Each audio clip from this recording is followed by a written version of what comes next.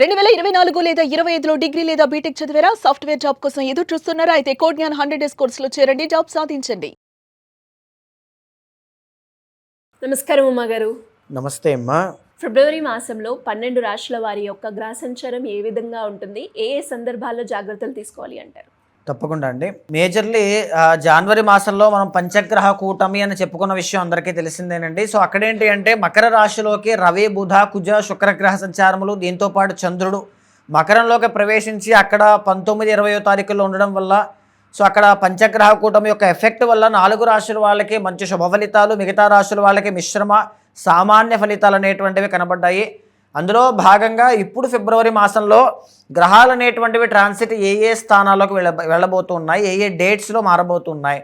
So మొట్టమొదటిగా ఫిబ్రవరి 13వ తారీఖున రవి అనేటువంటి ఆయన మకర రాశిలోంచి కుంభరాశిలోకి ప్రవేశిస్తున్నారండి. అంటే లాభం అన్నమాట.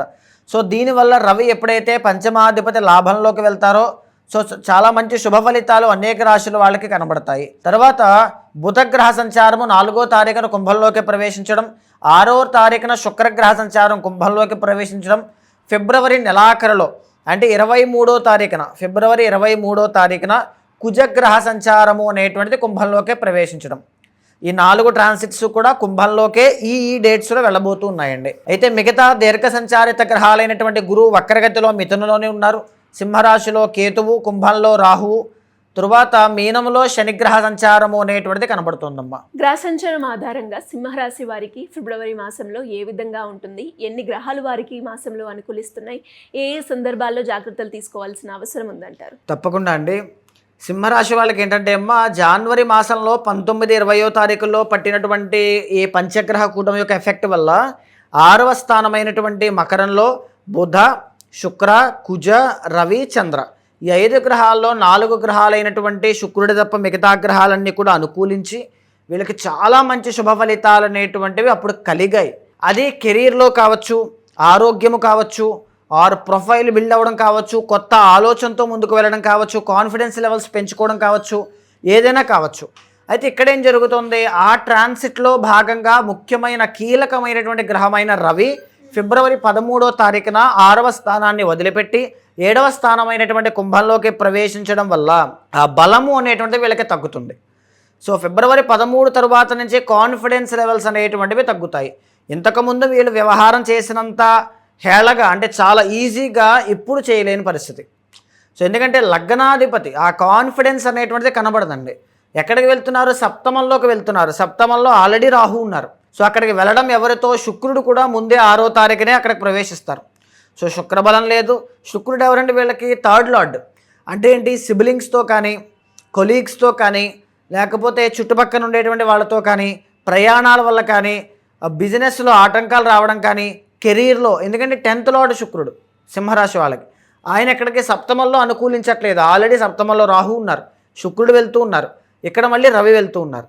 సో దీనివల్ల ఏంటంటే ఇంట్లో ఉండేటువంటి, వ్యాపారంలో ఉండేటువంటి, పార్ట్నర్షిప్లో ఉండేటువంటి ఆ నిర్ణయాల వల్ల, అంటే సింపుల్గా చెప్పాలి అంటే ఫ్యామిలీ వల్ల కెరీర్లో ఏదైనా చిన్న చిన్న ఇబ్బందులు రావచ్చు, నిర్ణయం తీసుకోలేకపోవచ్చు, పార్ట్నర్షిప్ వల్ల కావచ్చు, ఆర్ లేకపోతే వ్యాపారం వల్ల కావచ్చు, ఏదైనా కావచ్చు.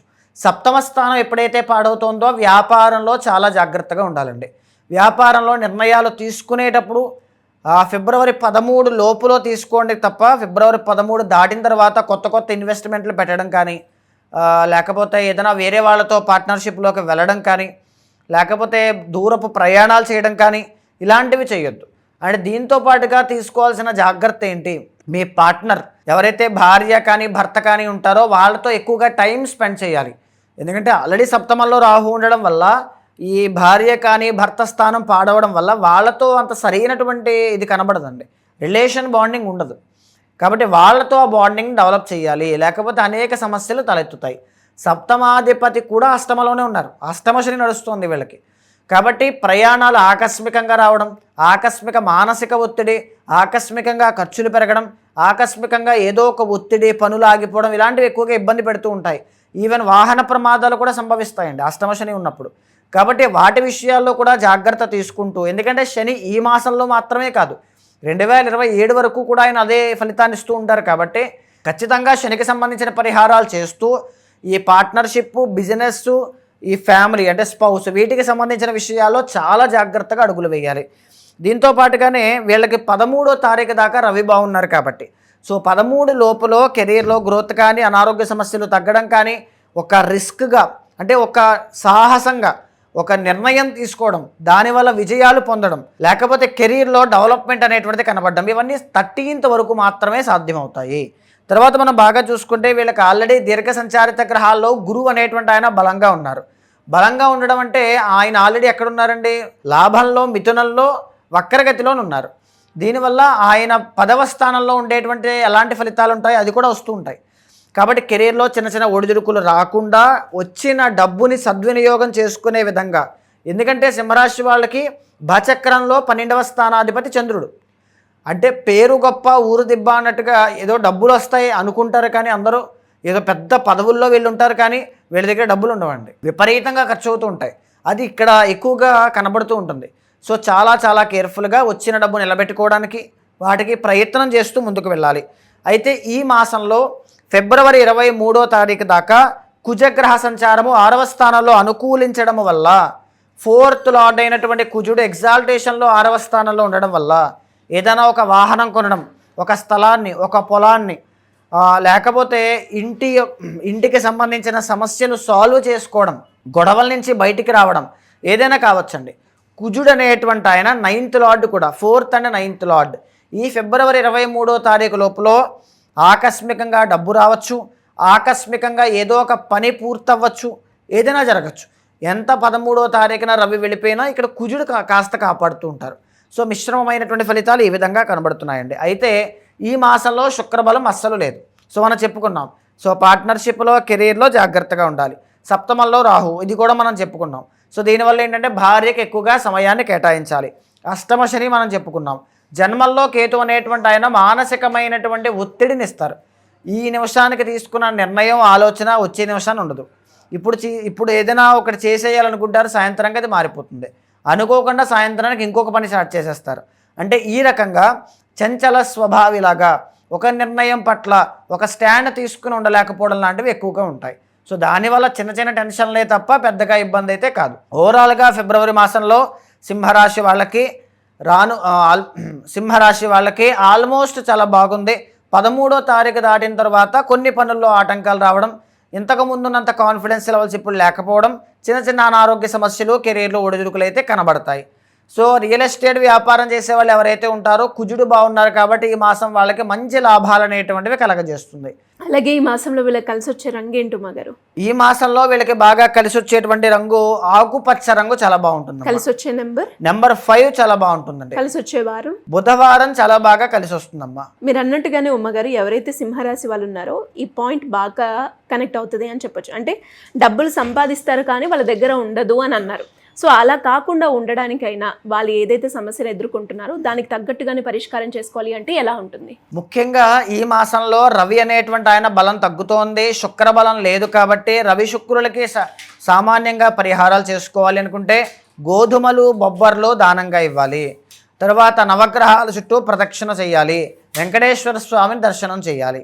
ఇలా కాకుండా జీవితాంతము కూడా డబ్బు అనేటువంటిది నిలబడాలి, వచ్చిన డబ్బు నిలబడాలి, ఆర్థికంగా స్థిరపడాలి అనుకుంటే వ్యక్తిగత జాతకం కూడా విశ్లేషణ ఉండాలి.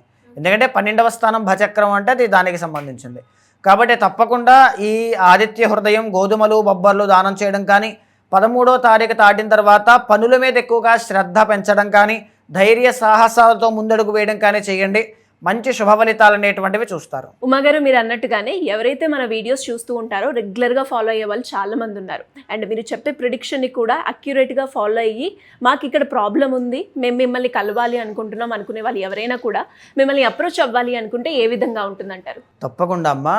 సో ఇక్కడ ఏంటి అంటే గోచార ఫలితములు అనేటువంటివి యాక్యురేట్గా మనం చెప్పేటువంటి ప్రతి వీడియోను మీరు ఫాలో అవ్వగలిగితే ఆ వచ్చే బేసిక్ ఇన్ఫర్మేషన్ ద్వారా జీవితంలో తీసుకునే నిర్ణయాలకు అవి చాలా ఉపయోగపడుతూ ఉంటాయి. ఇదే కాకుండా ముఖ్యమైన నిర్ణయాలు తీసుకోవాలన్నా, ఏదైనా దీర్ఘకాలికంగా ఇబ్బంది పడే సమస్య నుంచి బయటకు రావాలనుకున్నా, ఒక గైడెన్స్ కావాలి అనుకున్నా, ఒక ఆస్ట్రాలజర్గా, ఒక బ్రదర్ లాగా, ఒక ఫ్యామిలీ మెంబర్ లాగా లైఫ్ లాంగ్ కావాలి అన్నా, ఒక 3 months 6 months నా జీవితాన్ని గైడ్ చేయండి అనుకున్నా, ఏదైనా సరే మీ యొక్క జాతకాన్ని చూసిన తర్వాత గోచారంతో సమన్వయం చేస్తూ, ఏదైనా దోషాలుంటే శాంతి పరిహారములు ఆచరింపచేస్తూ, భగవత్ అనుగ్రహం కలిగేలా చేస్తాను. సో అలాంటి వాళ్ళు ఎవరైనా ఉంటే మీకు కింద కనిపించే నెంబర్కి కాల్ చేస్తే మా వాళ్ళు మీకు పూర్తి వివరాలు అందిస్తారు. థ్యాంక్ యూ మా గారు, థ్యాంక్ యూ సో మచ్. నమస్తే అమ్మా.